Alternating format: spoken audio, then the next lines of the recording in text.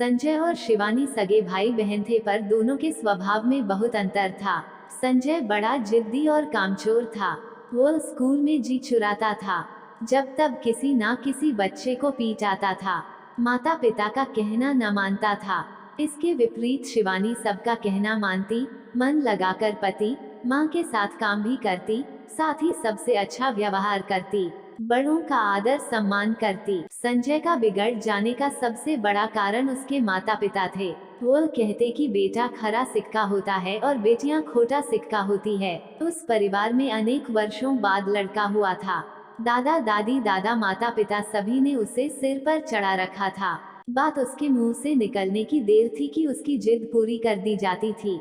संजय की आदत बन गई कि वह अपना हठ पूरा करके ही रहता। यदि सीधे सीधे काम ना बनता तो वह रोने लगता या अपने पैर पटकता। शुरू में तो वह बच्चा है, बड़े होने पर अपने आप समझदारी आ जाएगी, यह सोचकर उसके माता पिता ने उसकी हरकतों पर ध्यान ही नहीं दिया। पर बड़ा होने पर संजय उनके लिए बहुत बड़ी समस्या बन गया। पढ़ाई लिखाई में उसका बिल्कुल मन ना लगता। एक कक्षा में वह 3-4 वर्ष तक पढ़ा रहता, तभी उसे जैसे तैसे उत्तीर्ण किया जाता।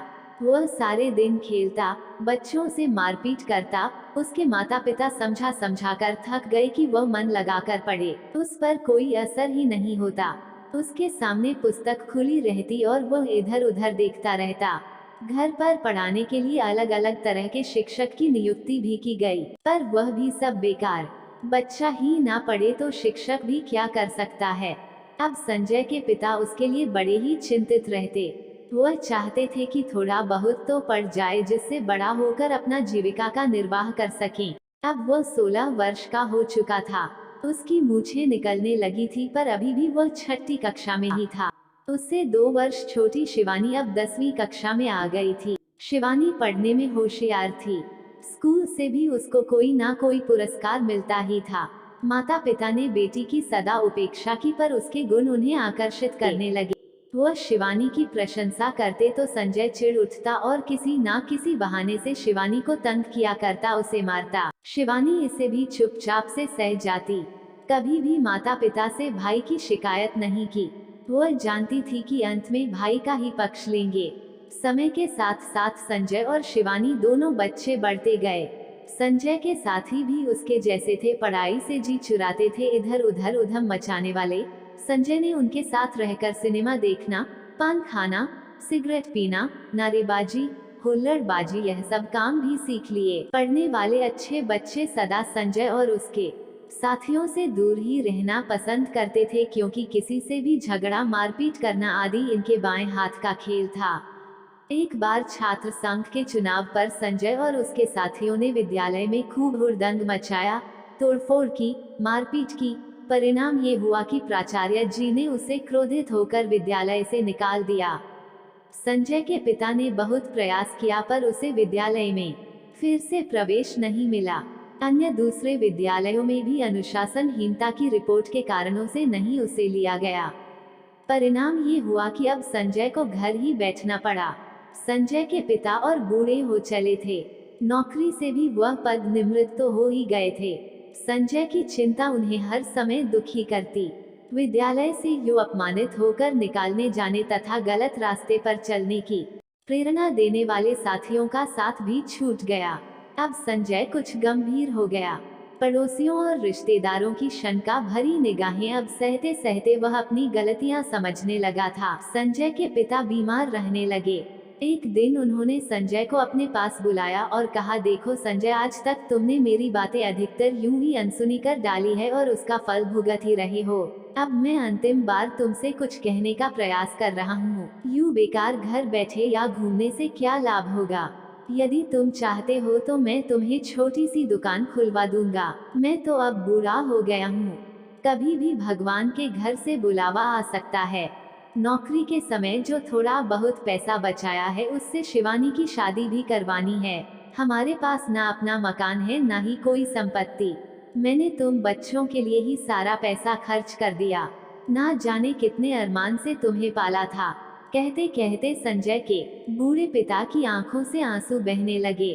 पर शीघ्र ही उन्होंने अपने आप पर नियंत्रण कर लिया और फिर से गंभीरतापूर्वक कहने लगे, तुम अच्छे प्रकार से सोच समझ के 2-4 दिन में अपना निर्णय मुझे बता देना। कहीं ऐसा ना हो कि मेरे जाने के बाद तुम दाने दाने के मोहताज हो जाओ। ये कहकर संजय के पिता ने करवट बदल ली। संजय की आंखों के आगे अपने भविष्य का चित्र नाच उठा।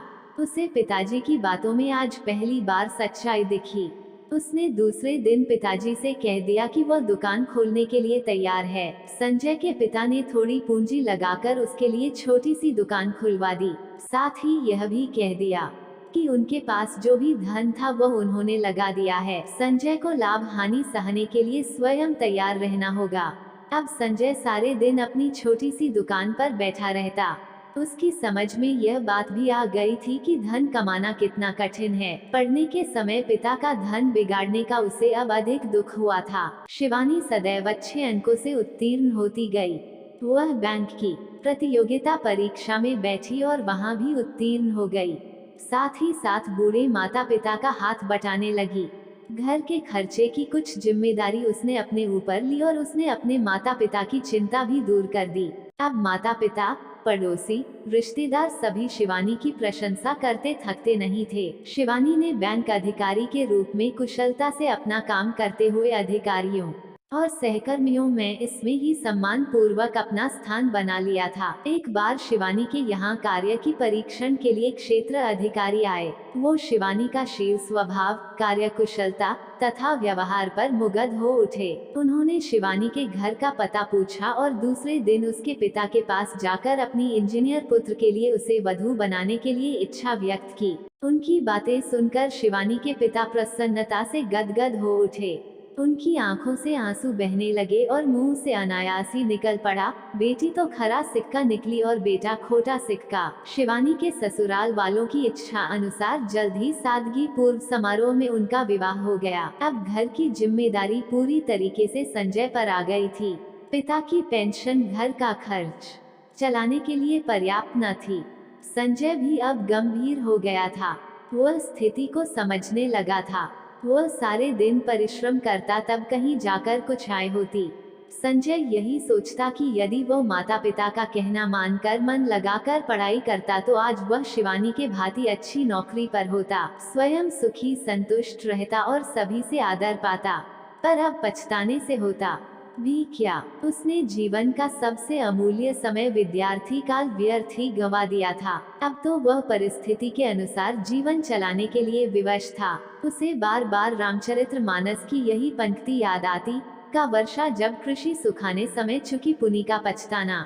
सच है, बचपन से किशोरावस्था तक का समय ही भविष्य को उज्जवल बनाने वाले गुण और शिक्षा प्राप्त करने का समय है। इसे यूं ही निकम्मेपने गवा देने पर जीवन भर कष्ट को सहना और असंतुष्ट जीवन बिताते हुए पछताना ही शेष रह जाता है। अच्छे बच्चे पूरी तन्मयता से आगे पढ़ते हैं, बढ़ते हैं और ऊंचा उठने के प्रयास में जुटे रहते हैं। तो इस कहानी से हमें ये सीख मिलती है कि हमें विद्यार्थी काल जो बहुत ध्यान पूर्वक बिताना चाहिए, इधर उधर बातों में, गलत कामों में नहीं व्यर्थ करना चाहिए। दोस्तों, वीडियो देखने के लिए बहुत बहुत धन्यवाद। दोस्तों, चैनल को लाइक, शेयर, कमेंट और सब्सक्राइब जरूर करें। धन्यवाद।